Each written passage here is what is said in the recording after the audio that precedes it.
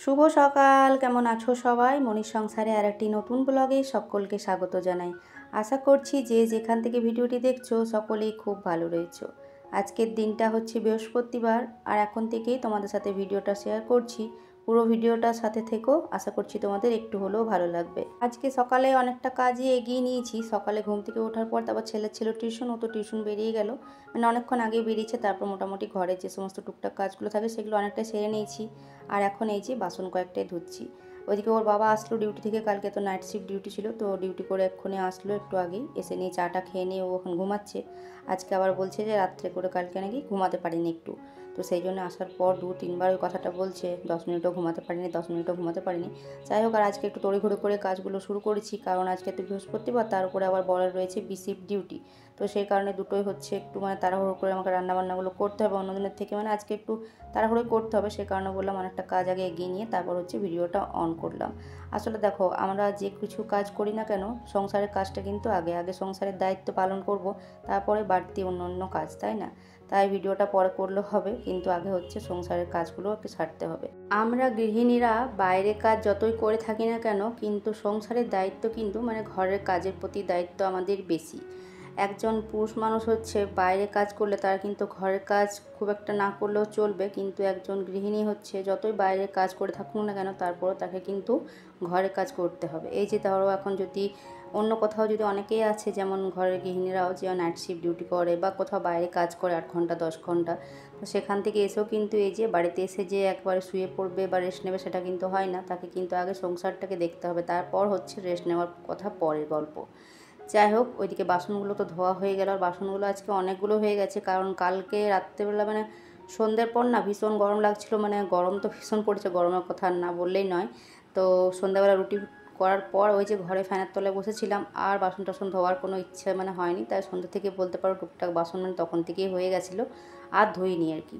তো সেই কারণে আর কি বাসনগুলো আজকে বেশ অনেকটাই হয়ে গেছে। আর কালকে অল্প একটু ভাত ছিল, তো হাঁড়িটাও রেখে দিয়েছিলাম, তো হাঁড়িটা হচ্ছে এক্ষুনি মাজলাম।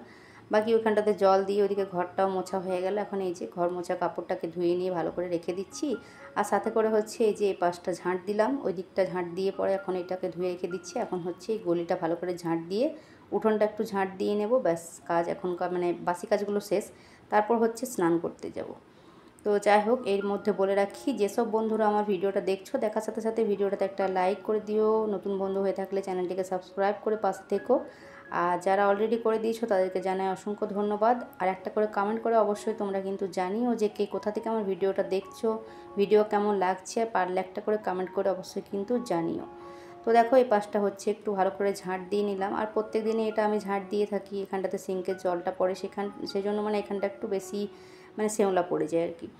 তো দেখা যাক, একটু ভেবেছি ওটাকে ব্যবস্থা করব কিছু, তো এখন করা যাচ্ছে না, যখন মিস্ত্রি ঘরে কাজ শুরু হবে তখনই আর কি করব। আর এই যে সকালের কাজগুলো সেরে নিয়ে একেবারে হচ্ছে স্নান করে নিয়েছি। তবে এখন কি বলো তো, গরমের দিন তো একবার তো স্নান হচ্ছে না, 2-3বার স্নান করা হয়ে যাচ্ছে। সকালে তো ঘুম থেকে ওঠার পরে একবার স্নান করা হয়ে যায়, তারপরে এই যে এখন একবার হচ্ছে আবার সন্ধ্যের দিক করেও মানে জল দিতে হয়, কারণ হচ্ছে এতটাই গরম পড়েছে যেহেতু, সেই কারণেই আর কি। আর কাঁচা ধোয়ার তো বলতে হবে না, এই যে দেখতে পাচ্ছ 1 বালতির ওপর হয়ে গেছিলো, সে কারণে সমস্তটাই কেচে নিয়েছি। এগুলো আবার রেখে দিলে আবার কালকে আবার আরও একটু কাপড় চোপড় হবে, তখন আবার বেশি হয়ে যাবে। আর জানো তো, এই গরমের দিনে হচ্ছে জলের অপচয় কিন্তু প্রচুর হয়। কালকে কি হয়েছে, সকালবেলাতে একবার আমি ট্যাঙ্কিতে জল তুললে ওটা হচ্ছে সারাদিন আমার চলে যায়, পরের দিন আবারও হচ্ছে সকালবেলাতে আবার তুলি।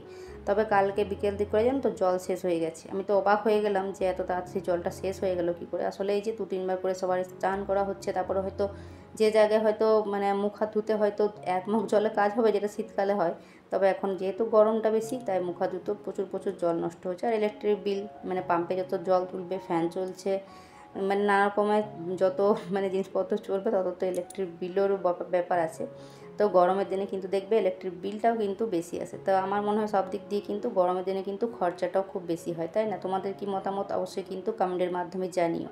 তো এদিকে দেখো, এখন আজকে তো বৃহস্পতিবার, এদিকে বৃহস্পতিবার পুজোর জন্য হচ্ছে সবটাই ফুল টুল নিয়ে এসে গাছের যেটুকু ফুল ছিল সমস্তটা দিয়ে হচ্ছে এই যে ঠাকুর ঘরটাকে সুন্দর করে সাজিয়ে নিয়েছি, ঘরটাও পেতে নিয়েছি, মানে জলটা পাল্টে আর কি দিয়ে দিলাম।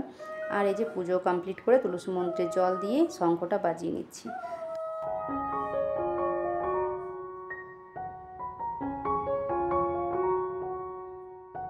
পুজো সেরে এসে হচ্ছে একটুখানি চিনি দিয়ে জল দিলাম মুখে, আর এদিকে হচ্ছে ডাল বসিয়ে দিয়েছি, আহেরের ডাল বসালাম। আজকে যেহেতু বৃহস্পতিবার তো মুসুর ডাল করি না, বৃহস্পতিবার দিন নিরামিষ যেহেতু।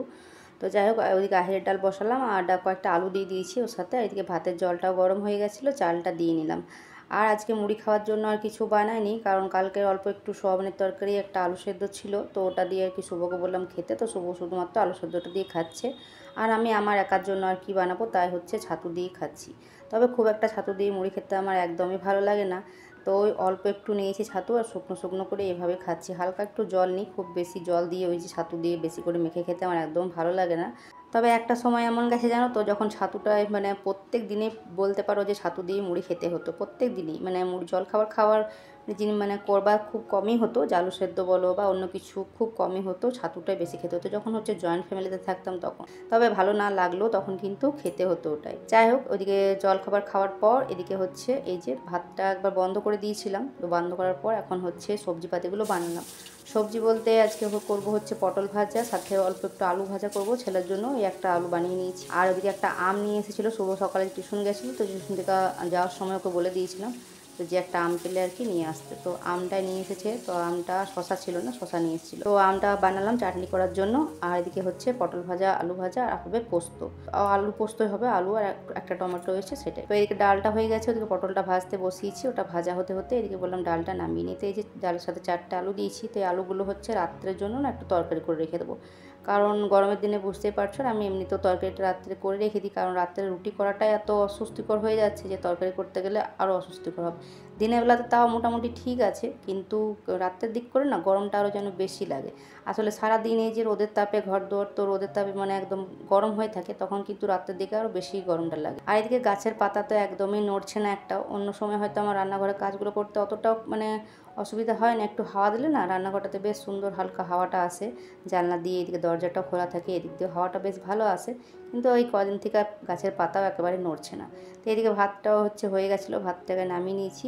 পটল ভাজা, আলু ভাজা তো ওদিকে হয়ে গেলো। আর এদিকে জানো তো আমটা চাটনি বানাচ্ছি, এই যে চাটনিটা বসিয়ে আর কি ওইদিকে ভাতটা নামালাম। তো আমগুলো যেহেতু আঁটি হয়ে গেছিলো, অনেকটা কষ্টে আমটা কাটলাম, একটাই নিয়ে এসেছিলো যদিও বড় মতো, তো অনেক কষ্টে কাটলাম, কিন্তু সেদ্ধ হতে একটু সময় লাগলো। তো সেদ্ধ হয়ে গেছে, এখন গুড় দিয়ে দিলাম একটু। তো গুড়টা দেওয়ার পর এই যে একটুখানি আর কি আমগুলোকে একটু মানে গলে গেছে, একটু আর কি খুন্তি দিয়ে চাপ দিয়ে দিলাম, যাতে করে দেখতে ভালো লাগে। খুব একটা গোটা গোটা থাকলে তো আর দেখতে ভালো লাগবে না। আর তারপর ওদিকে চাটনিটা নামার পর দিকে আলু পোস্তটাও বসিয়ে দিয়েছিলাম, তো বসার পর দিকে পোস্তটা বেটে নিয়েছি, এই যে পোস্তটা দিয়ে দিলাম। আর পোস্তটা একটু হালকা ঝোলঝোল টাইপেরই নামাই, কারণ খুব একটা বসা বসা কারোরই পছন্দ নয়, সেই জন্য হালকা ঝোলঝোলে টাইপেরই আর কি করি। ডাল যদিও করেছি, কিন্তু একদম সে বসা বসাটা পছন্দ করে না ঘরের কেউ। তো এখন পোস্তটা হয়ে গেছে, যে নামিয়ে নিচ্ছি। আর তার সাথে করব হচ্ছে রাত্রের জন্য ওই যে আলুটা সেদ্ধ করতে দিয়েছিলাম, তো আলুটা সেদ্ধ করতে যে ডালের মধ্যে দিয়েছিলাম, তো সেই আলুগুলো দিয়ে আর কি একটু ওই যে ভাঙা আলুর তরকারি করে নেবো, যেটা হচ্ছে লুচি, পরোটা, রুটি সবের সাথে কিন্তু খেতে খুব ভালো লাগে, সিম্পল সাধারণ তরকারি। তো যেহেতু আলুটাই বেশি পছন্দ করে, আমার ছেলে তো সবজিপাতি খেতে চায় না, আর ওর বাবাতে আজকে শিফট ডিউটি যাবে, ওর জন্য বিশেষ করে করা। তো সেই জন্য এই যে একটু কালো জিরে ফোড়ন দিলাম তেলের মধ্যে, টমেটোটা একটু দিলাম, আর দেওয়ার পর এই যে আলুগুলো ভেঙে ভেঙে দিয়ে দিই। বেশি কিছু তো মশলাপাতির দরকার পড়বে না তরকারিটাতে, একটুখানি নুন, হলুদ, ব্যাস। আর এই তেলে যেটুকু ভাজা করলাম সেটুকুই আর কি। আর আমি যেহেতু রান্না বেশি মানে শুকনো লঙ্কার ব্যবহার করি না, সেই জন্য আর কি কাঁচা লঙ্কা কয়েকটা চিড়ে পরে দিলাম। আর এই যে নুন হলুদ তো দিয়ে দিলাম, দেওয়ার পর একটু সামান্য একটু হলুদ দিলাম, এইভাবে মানে তরকারিটা এমনিতে তো সাদা সাদাই বেশি হয়, তবে আমি একটুখানি হলুদ দিলাম, ব্যাস। একটু নাড়াচাড়া করে আর কি জল দিয়ে দেবো, একটুখানি জল দেবো, কারণ আলু তো সেদ্ধই রয়েছে, একটুখানি ফুটলে আর কি নামিয়ে দেবো।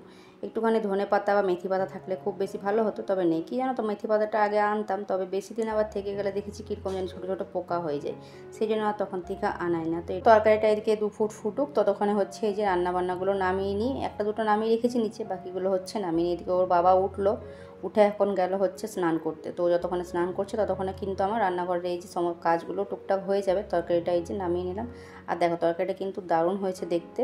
তো চলো, যতক্ষণে ওর বাবা আসবে স্নান করে, ততক্ষণে হচ্ছে আমার এদিকে রান্নাঘরের কাজগুলো হয়ে যাবে। তো ওইদিকে বেশ কিছু বাসন ছিল, সেগুলোকে একবার ধুয়ে নিলাম, ধোয়ার পর ওইদিকে মিক্সিটাকেও মুছে রেখে দিয়েছি, এখন বাকি হচ্ছে গ্যাসটাকে এখন মুছে। তো এরই সাথে বলে রাখি, আমার আগের দিনের ভিডিওতে যেসব দিদিবোনেরা আমাকে কমেন্ট করেছো, তোমাদের সকলকে জানাই অসংখ্য অসংখ্য ধন্যবাদ, অনেক অনেক ভালোবাসা। এভাবে পাশে থেকো, এভাবেই সাপোর্ট করো, যাতে আগামী দিনে আমি এভাবে এগিয়ে যেতে পারি। তোমাদের একটা ছোট ছোট কমেন্টে কিন্তু আমার ভীষণ আনন্দ হয় আর ভীষণ ভালো লাগে। সারাদিনের পর এই যে ভিডিও করার সাথে সাথে মানে একটা আনন্দ পায় যে হ্যাঁ যাই হোক একটা তো কমেন্ট পেয়েছি যে তোমাদের ভালো লাগছে আমার ভিডিও, অনেকেই জানায় যে ভালো লাগছে তোমার কাজকর্ম ভালো লাগছে এসব আর কি।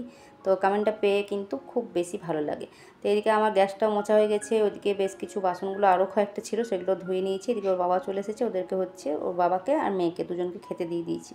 তো খেতে দেওয়ার পর এদিকে হচ্ছে ওর মুড়িটাও রেডি করে নিচ্ছি। তো এখনকার মতো হচ্ছে এই যে ছোলা ভেজাটা আর কি বাটিটাতে দিয়ে দেবো, আর সাথে হচ্ছে একটা কাঁচা লঙ্কা দিয়ে দেবো। তো হচ্ছে এখন কাজে বেরোবে, আর তারপর মোটামুটি এখন ওই যে হাত পা ধুয়ে এসে যে কাপড় চোপড় নিয়ে আসবো, ওদের মধ্যে কাপড় চোপড় নিয়ে এসে একটুখানি বসবো। আর তারপর দুপুরের খাওয়া দাওয়া আমাদের করতে একটু দেরি হয়। তো ছেলে হচ্ছে স্নান করতে গেছিলো, ওই মোটামুটি দুটোর কাছাকাছি তো স্নান করবে। তো স্নান করলো, তারপর হচ্ছে এখন খেতে বসেছি। তো আজকে হচ্ছে এই যে তরকারি পাতে যেটুকু হয়েছে নিয়েছি, তবে ডালটা আমার খুব একটা ভালো লাগে না তাই নিয়ে নিই। আর সাথে হচ্ছে একটু ঘি আর লেবু নিয়েছি, কাগজি লেবু। আর আমার তো এই ঘি কাগজি লেবু দিয়ে আর কি ভাত খাওয়া হয়ে যায়। তো চলো খাওয়া দাওয়াটা এখন সেরে নিই। এখন বাজে 6টা বাজতে ওই 5-10 মিনিট মতো বাকি রয়েছে। তো দেখো এখন রেডি হয়ে যাচ্ছি হচ্ছে মেয়েকে টিউশন থেকে আনতে। শুভ তো হচ্ছে টিউশন পৌঁছে দিয়েছিল, তবে এখন আনার সময় বলছে মা তুমি যাও, আমি আর যাবো না। আসলে টিউশনটা একটু এবারে দূরে হয়ে গেছে, তো কিছু করার নেই, মানে মনের মতো আর কি খুঁজে পাওয়া মুশকিল আছে সেই কারণে। তো এখন আমি নিতে এসেছি ওকে, এই যে মেয়েকে নিয়ে নিয়েছি এখন যা। তো চলো বন্ধুরা, আজকের ভিডিওটা এখানে শেষ করছি। ভালো লাগলে অবশ্যই লাইক কমেন্ট সাবস্ক্রাইব করে পাশে থেকো। টাটা।